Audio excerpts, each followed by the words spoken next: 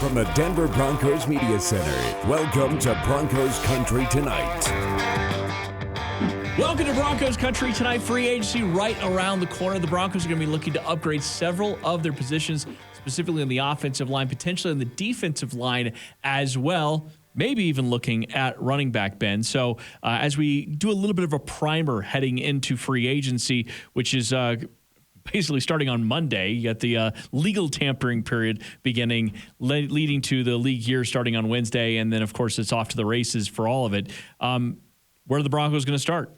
Well, the offensive line. That's where this thing starts. That's where this thing is all going to be built around.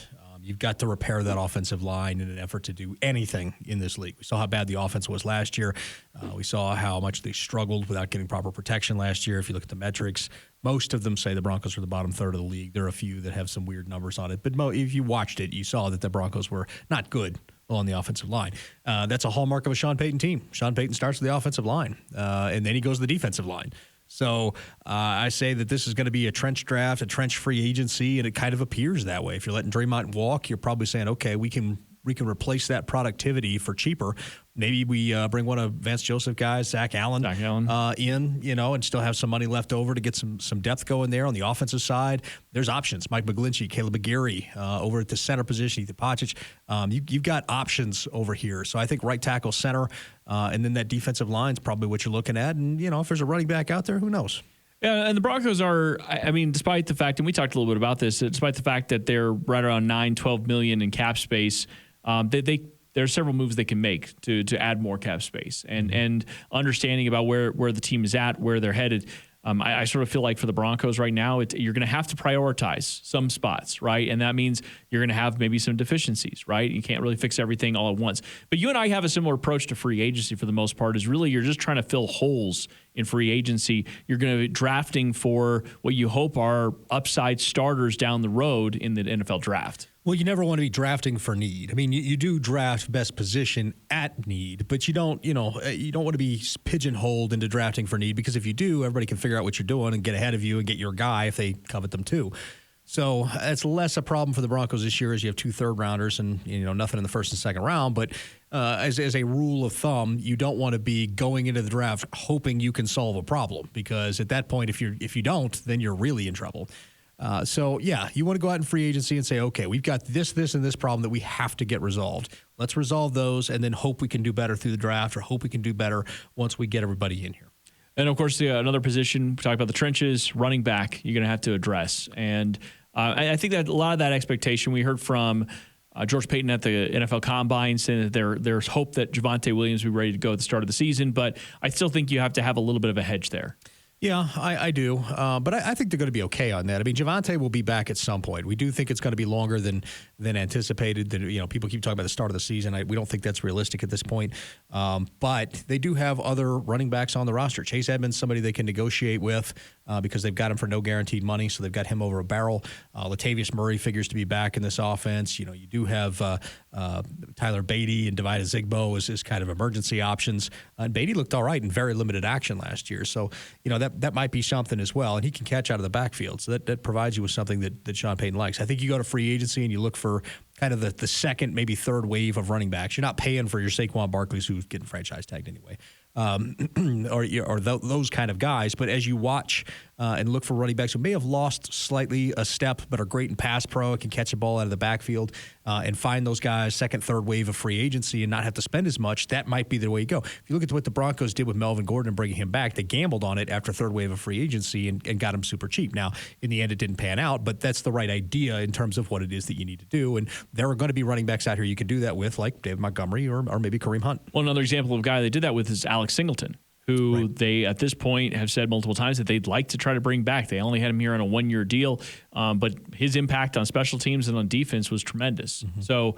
for the Broncos, as they're going to let some of their guys test, including Dalton Risner, Draymond Jones, Alex Singleton seems like a guy that you might be able to still get back on a relatively affordable contract. Well, you'd hope so. I think everybody saw the tape last year, showed what a shining spot he was on this defense, and it's hard to stand out like that on a defense like that. But you led this defense in tackles while you were splitting time with Josie Jewell. That's pretty impressive. So, I think if you're going to do that, you're going to have to find the right incentive-laden deal for him, because there are going to be plenty of people out there that are looking for a backer that can go sideline to sideline and downhill, and to a limited degree back, away from the ball as well.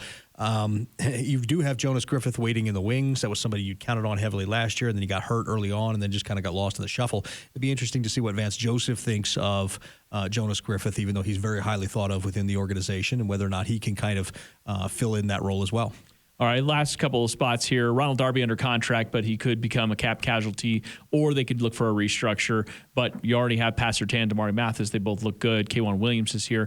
But at safety, Kareem Jackson is going to be a free agent at this point. They keep bringing him back on those one-year contracts. I think from a leadership perspective, I mean, he's a tremendous presence in the locker room. You talk about Justin Simmons, Caden Stearns, P.J. Locke. They all just rave about him. But we also saw, again, a little bit of where his game is at right now, even though he played the entire season. Not many players can say that. He played the entire season. What will the Broncos look to do there?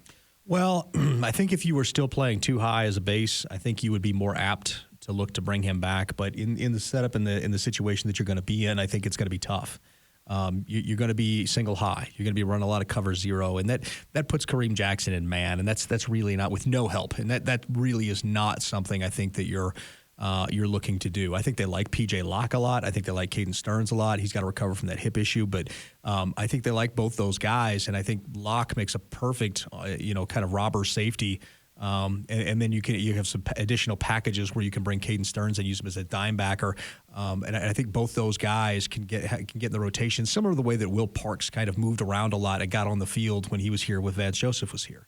So I know I said this last year, but they brought him back because of the leadership and because they were playing too high. Now that they're switching, I just don't see room for Kareem Jackson on this roster. I just don't see a way that you can do that because, frankly, he's a liability out there. Okay, I guess one more here. Quarterback. Obviously, you know who your starter is, but the Broncos might look to bring in a free agent quarterback to back up Russell Wilson. What's the approach you'd like to see there? Well, I'd like to see them bring somebody with experience to back Russell Wilson up, because if the Russ thing falls apart, you need somebody with experience to pick up the mantle and go. I'd like somebody that you're taking a shot at redemption on. We might be priced out on Baker a little bit, although we have heard some buzz about that. I would not mind them taking a chance on like a Carson Wentz or a Mitch Trubisky or somebody like that you had very, very high hopes for before, that has some ability if they're willing to do that. And I think, personally, that Carson Wentz could coexist in a locker room with Russell Wilson. They have some interesting personality traits that kind of, I think, go hand in hand with each other.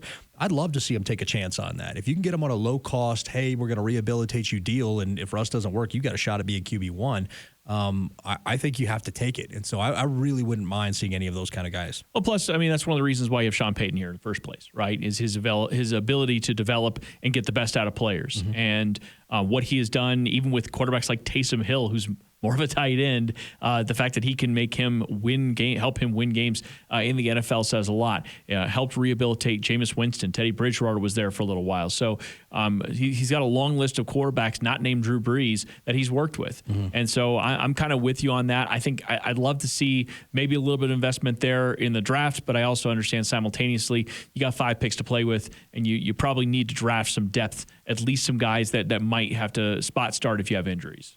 Yeah, and that's the thing. You need to have – you've got a limited number of draft picks, and you've got some holes that you have to address. You've got to find a way to spread all this out and make sure that you cover all these holes and that you've got enough depth. We've seen over the last couple of years the Broncos, was it 2 years ago, where all the corners went down? This past year where all the edge rushers went down. You can have – and the running backs too. You can have a situation where you go through an entire position group, and then what do you got to do?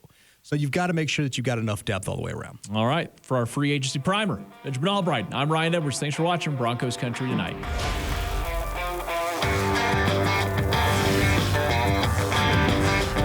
Denver's going to win! You can stand up and salute in Denver, and you got the world champions that live in your town.